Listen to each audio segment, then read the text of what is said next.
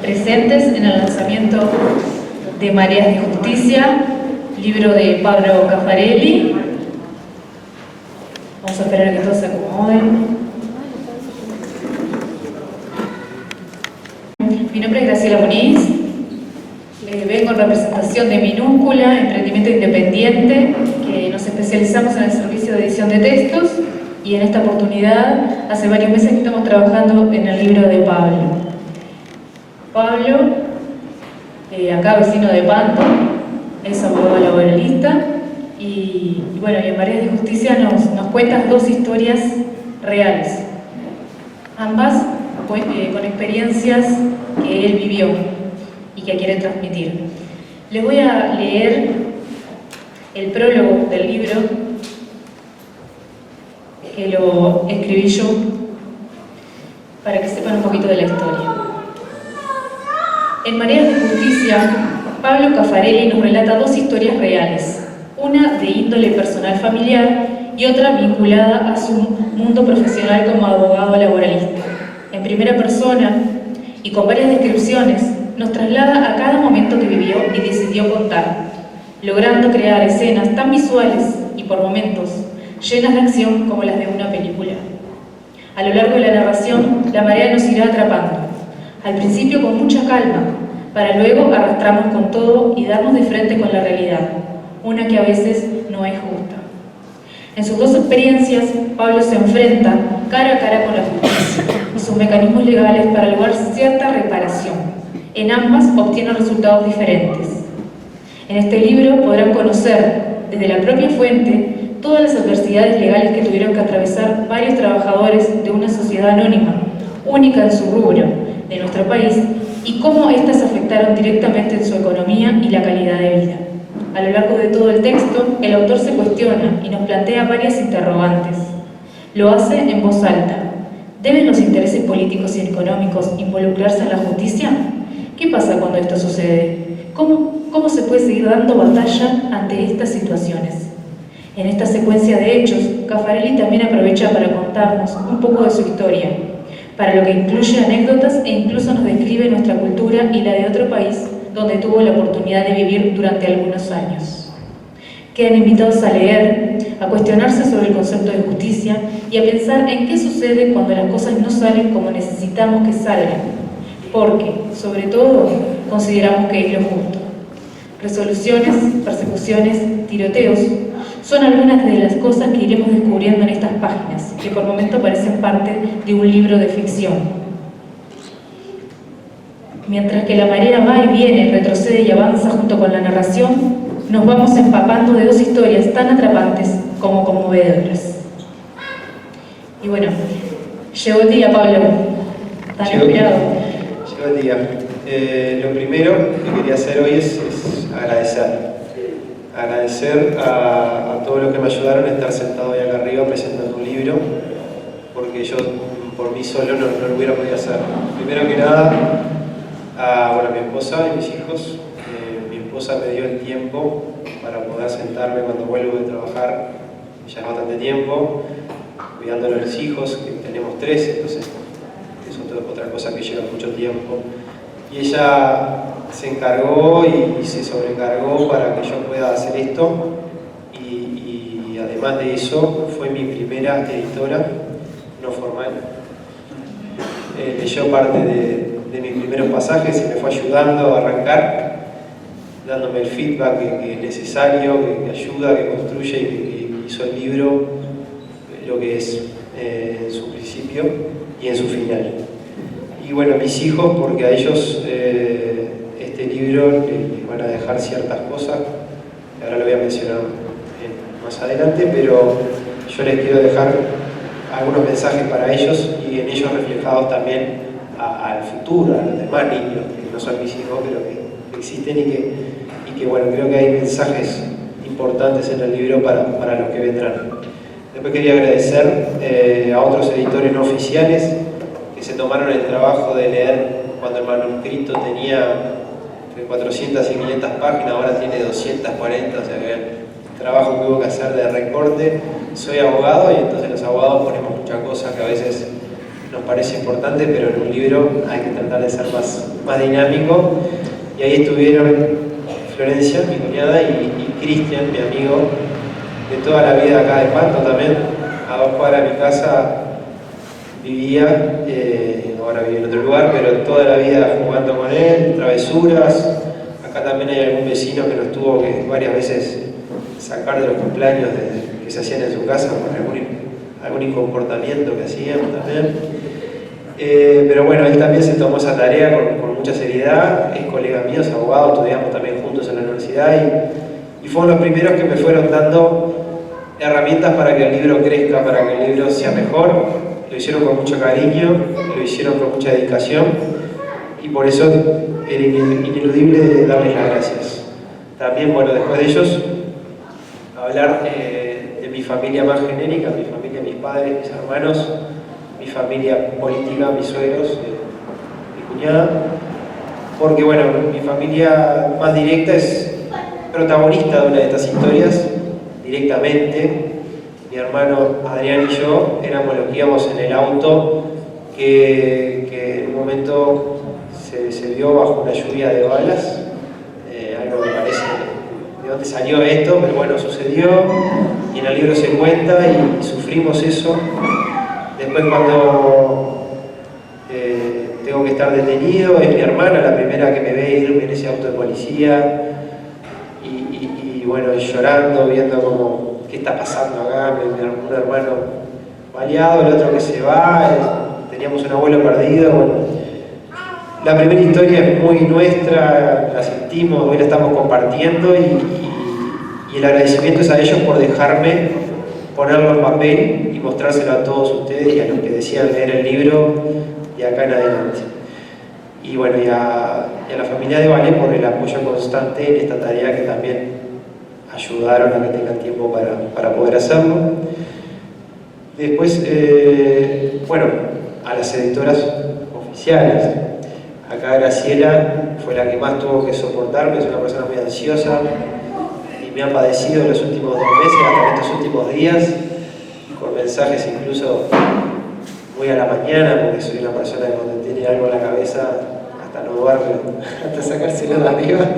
Y bueno, y su colega que no me sufrió tanto directamente, pero que también estuvo muy implicada en el trabajo de esa continua mejora que intentamos hacer hasta que llegamos al ejemplar que está hoy ahí, lo tenemos en nuestras manos y a ellas el agradecimiento total. Y después, bueno, a los protagonistas de la segunda historia, los trabajadores de esa planta de vidrio del cerro que sufrieron un montón de cosas increíbles que las detallo en el libro, que fueron los que me dieron la idea de que escriba un libro. Ellos querían que yo escriba su historia, me lo pidieron más de una vez y era la idea original que después en el pensamiento de cómo llevarla a ustedes fue que decidí unirla con la otra historia porque creía que las dos hacían una combinación de algo que le agregaba valor y que le daría más significado. Y bueno, yo le quería agradecer a ellos también por permitirme escribir esta historia de ellos y espero que el resultado sea lo que ellos buscaban. Y bueno, después agradecerle a mis amigos y amigos de la prensa que han estado ahí. Acá veo a Walmar, veo a Robert Maya, veo acá también al señor que no sé el nombre porque vino hoy, pero bueno, que me está ayudando también por ahí. Está también por allá César García, que me hizo una opinión en su semanario y vino hoy a la presentación. Y bueno, que me han ido ayudando a que el libro se conozca, vayan viendo a las personas de qué trata. Y eso también es muy importante porque un libro que no se conoce nadie lo va a querer comprar ni lo va a querer saber de él. Después agradecer a quienes me ayudaron a hacer este evento, al Centro de Protección de Choferes, que me cedió el lugar, una institución de la que yo me siento parte, porque soy parte de los abogados que atienden a las personas que tienen siniestros de tránsito y que tienen algunas otras consultas para hacer, y que la directiva está conformada por un montón de amigos míos, hermanos de la vida, los cuales hay algunos acá presentes, y que me ayudaron mucho a realizar este evento. Además también la bodega Cerro Chapeu, que nos cedió algunos líquidos que vamos a degustar después, y a la panadería La Oriental, que también me ayudó con ese agape que haremos luego. Y bueno, y finalmente a todos los demás presentes que en días como estos, antes de las fiestas, se hicieron un lugarcito para estar acá, que para mí eso es impagable, tener toda esta gente que está acá mirándonos hoy. Así que bueno, acá cierro y no aburro más con los agradecimientos, pero para mí era importante empezar por eso, por decir gracias. Muchas gracias.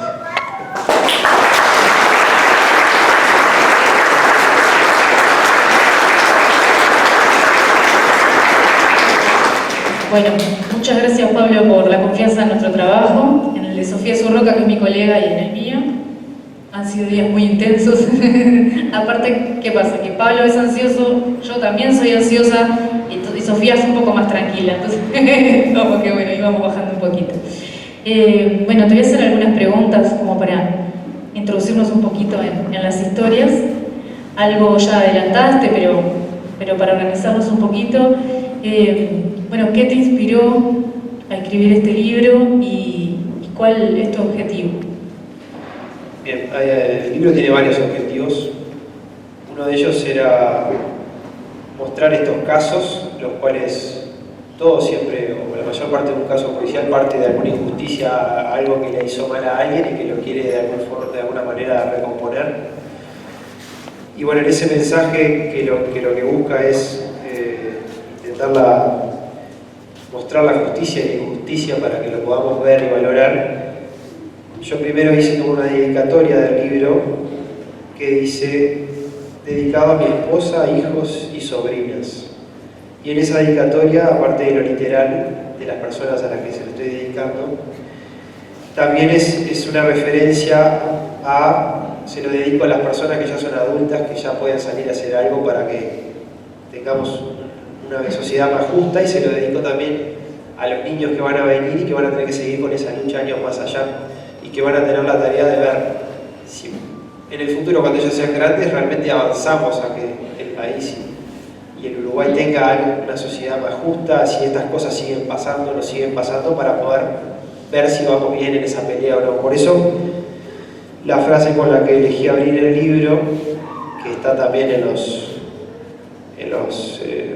marcadores que armamos para que lo lean, dice: una sociedad justa solo es posible con el esfuerzo de todos. Dice, todos tenemos que poner lo nuestro para pelear por esa justicia que yo quiero que logremos con el libro. Y bueno, sin entrar en los dos grandes casos y en las partes de esa marea fuerte, de esas olas que nos van a dar vueltas y que por momentos van a ser con mucha adrenalina, en la narración yo intenté también buscar espacios de calma en el cual seguir introduciendo datos, y datos que no están ahí porque sí, son datos también que muestran y construyen quién es el narrador, y que muestran y construyen qué es el Uruguay. Porque para poder todos pelear por esa sociedad más justa, tenemos que saber bien de dónde venimos, para luego saber a dónde vamos y a dónde queremos ir. Porque para corregir las injusticias tenemos que ver dónde estábamos, dónde estamos parados y cómo hacemos para construir esa justicia. Y bueno, yo quería ahora leerles dos pequeñas citas cortas que muestran primero un ejemplo de cómo el narrador nos muestra de dónde viene en esa construcción. Mi abuelo materno es uno de los grandes principales de la primera historia, porque era la persona que se perdió y que salimos a buscar y que dio origen a esa búsqueda que termina en el tiroteo. Además era dueño del auto donde nos ocurrió eso. Y el libro está plagado de referencias a él, por lo tanto la que voy a leer ahora es una referencia a mis otros abuelos, del lado paterno, que están en una parte del libro, y que dice: mis bisabuelos, en sus primeros años en el país, casi siempre almorzaban una cebolla, porque era lo único que tenían. Por suerte, fruto de su esfuerzo, pudieron darle a mi abuelo una quinta en la que trabajar, un pedazo de tierra que su patrón les regaló como agradecimiento por su incansable labor. Mi bisabuelo era una persona de pocas palabras y nunca contó mucho de lo ocurrido en Italia. Por ello no teníamos punto de conexión ni conocimos gran parte de los detalles de la historia de su venida al Uruguay. En los inicios de su vida, mi padre trabajó con el suyo siempre en las quintas, primero plantando variedad de alimentos y luego especializándose en las zanahorias. Recuerdo que mi abuela siempre decía que las zanahorias hicieron posible sus vidas. Mi abuelo fue un tano de trabajo manual, que con los años había aprendido a hacer sus propias máquinas para siembra, riego y mucho más. Reparaba él mismo sus tractores, su camión y su auto, que tuvo ya en sus últimos años. Un mecánico sin título, hecho de la experiencia, y un granjero de tradición traída por su familia. Es un ejemplo ahí de cómo el narrador lentamente en diferentes pasajes va describiendo de dónde viene, cuáles son sus orígenes. Y después ya más en genérico, en el mismo ejercicio, y siempre en un momento de marea calma, de cuando estamos reflexionando, cuando el narrador se sienta en algún lugar, porque eso también, bueno, las mareas, mi gusto por el surf te revuelca la ola, adrenalina, y después se calma, pasar bajo la ola, ir, descansar un poco, y después de vuelta a la adrenalina. Bueno, el libro es igual, va y viene, va y viene. Y acá una referencia más genérica de las partes que más me gustan del libro, porque a mí estas cosas históricas me encantan, y también me gustaba introducir un poco de historia, de cultura uruguaya al libro para darle algo más que contar un relato. Dice en un pasaje: en esos tiempos de largas caminatas por toda la zona céntrica que me eran habituales, y ese día no fue la excepción. Comencé el camino desde mi trabajo y para la tarde llevaba visitados 10 sitios recabando información, levantando documentación o presentando diferentes escritos. Al mediodía me senté en la Plaza Independencia a descansar un poco y a almorzar. Ese punto de la ciudad es muy interesante, ya que divide la ciudad vieja del centro, o lo que sería el comienzo de la ciudad nueva, que se construyó más allá de lo que fue la vieja ciudadela. Es el sitio donde comienza la principal avenida de la capital, que se llama 18 de julio, en conmemoración al día en que se juró la primera Constitución y nació la República, en el año 1830. En el otro extremo de la avenida hay un obelisco, en la intersección con otra de las arterias principales de la ciudad, Boulevard Artigas. Es una obra de bronce y granito que honra a los participantes a la Asamblea General Constituyente y Legislativa del Estado, que sancionó la primera Constitución del Uruguay. El monumento es una gran columna de 3 lados. En uno de ellos hay una estatua que parece de un hombre muy fuerte, que lleva escrita la palabra fuerza. Y en las otras 2 caras tiene 2 esculturas más que simbolizan la libertad y la ley sobre una piscina octogonal. Esas 3 palabras que se parecen mucho a las que se originaron en la Revolución Francesa y que hoy es el lema de aquel país, liberté, igualité, fraternité, eso quizás se debe a que la primera Carta Magna del Uruguay se hizo en gran medida a semblanza de la de aquel país, y por ese motivo fue que algún historiador la tildó de ser como una fina porcelana francesa bajo las pezuñas de un toro cimarrón. Además, por la gran admiración de nuestro general Artigas con los Estados Unidos, también la Constitución tomó insumos de ellos, y por eso es que no todo es exactamente igual a lo que pregonaban los franceses. Montevideo esconde maravillas como ese obelisco, y tras la propia genialidad de la obra en sí, en este caso, también ocurre que cada 18 de julio el sol, nuestro astro rey, sale y comienza a iluminar nuestra patria exactamente a la altura del obelisco y del inicio de la avenida. Así como en Egipto, las 3 pirámides más importantes son el cinturón de la constelación de Orión, representados en la Tierra, o en México la pirámide maya de Chichén Itzá, en la que en los equinoccios desciende una sombra que simboliza una serpiente que queda unida a una cabeza pétrea situada en la base inferior de la calinata que representa el retorno de Cuclán a la Tierra. Nosotros tenemos ese fenómeno que ocurre cada aniversario de nuestra patria, en el que el sol emprende su carrera iluminando la principal arteria de la capital del país, detrás de un monumento erigido para conmemorar la fecha. Simplemente exquisito, reflexionaba el narrador en ese momento sentado en la plaza.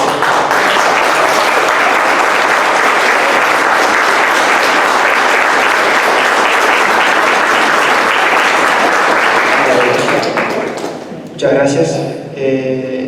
Y bueno, esas son algunas de las cosas que se intentan lograr, esa búsqueda de la justicia, ese choque del bien con el mal, de lo justo con lo injusto, de 2 historias que están cargadas de mucha adrenalina para que también el lector tenga en qué entretenerse y en qué estar esperando, pero también esas pausas, esas calmas, donde reflexionar, donde el narrador reflexiona y donde yo intenté lograr que todos podamos también reflexionar y meditar sobre todas estas cuestiones. Así que va por ahí. Bien. Ambas historias, ambos hechos reales que él cuenta, están relacionados con la justicia. ¿Qué puedes decir que se asimilan y en qué no? ¿En qué no tienen nada que ver una historia con la otra? Bueno, las dos historias se asimilan en la injusticia inicial, que yo decía que es algo que ocurre en casi todos los casos. Algo pasó que las personas tienen que ir a pedir para que se solucione. En las dos, si bien no es del mismo tema, hay eso, y comienza con una injusticia inicial. ¿Y en qué se diferencian? Es que en una de las historias todos los procesos de la justicia se llevan a cabo de una manera normal y habitual y termina con el resultado lógico.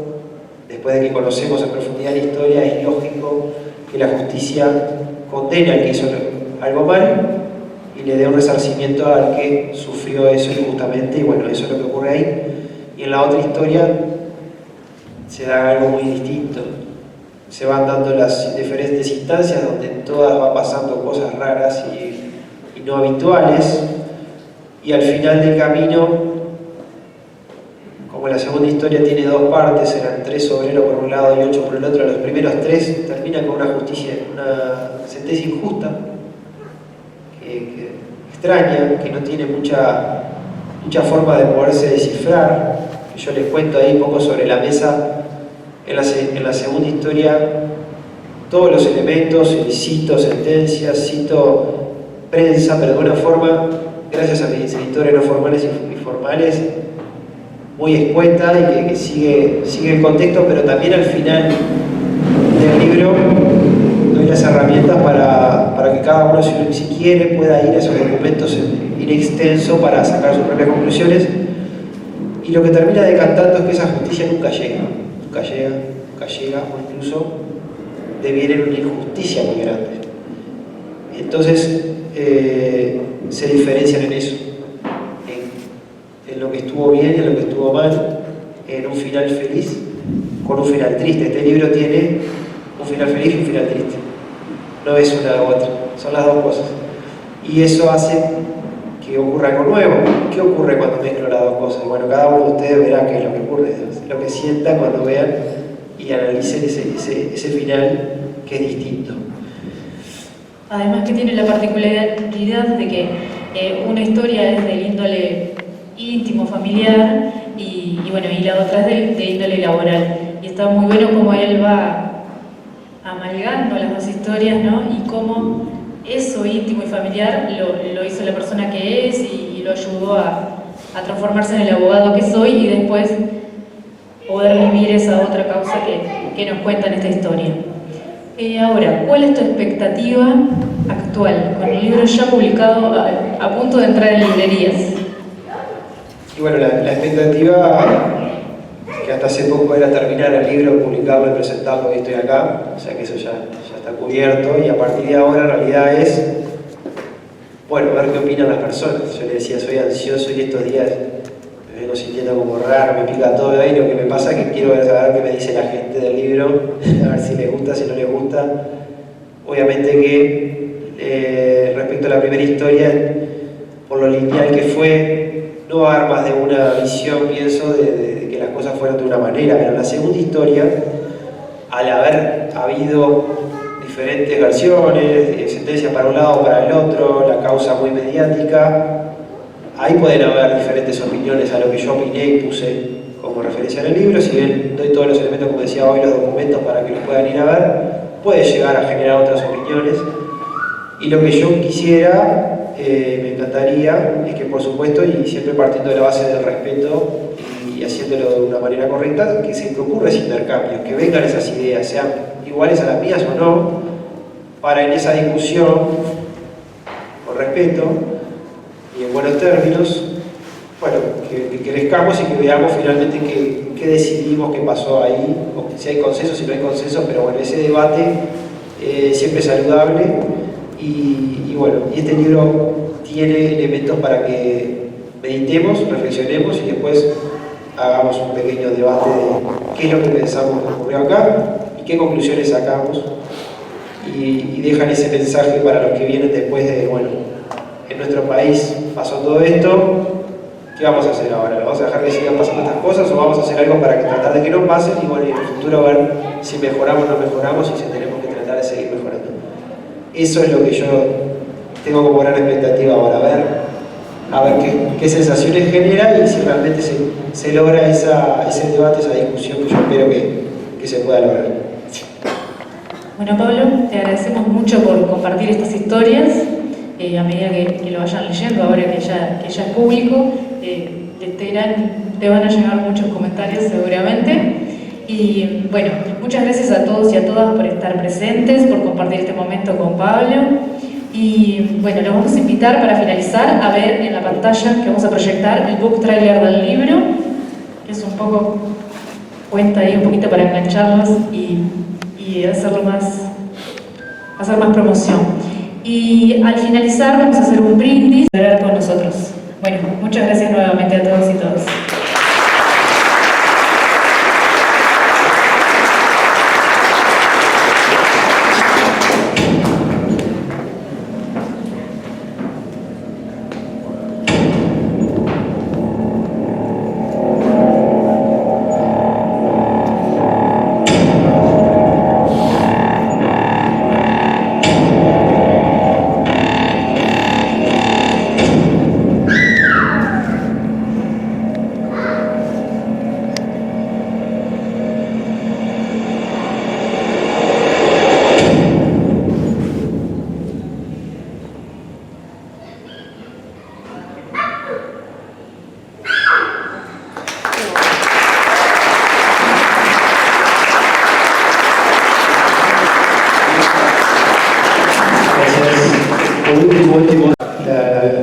La costumbre de contarles un cuento toda la noche antes de dormir, inventado, que lo cual mi padre me hacía a mí también.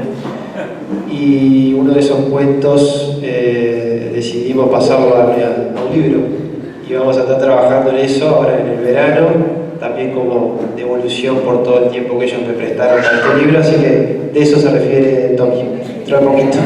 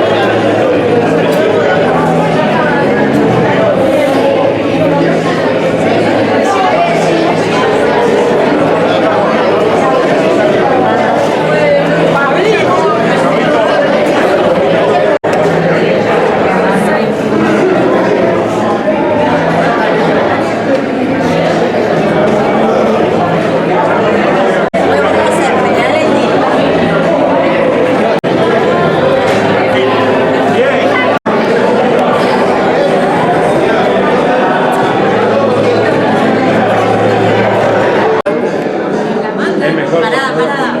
Sorry. Chao. El mejor fotógrafo.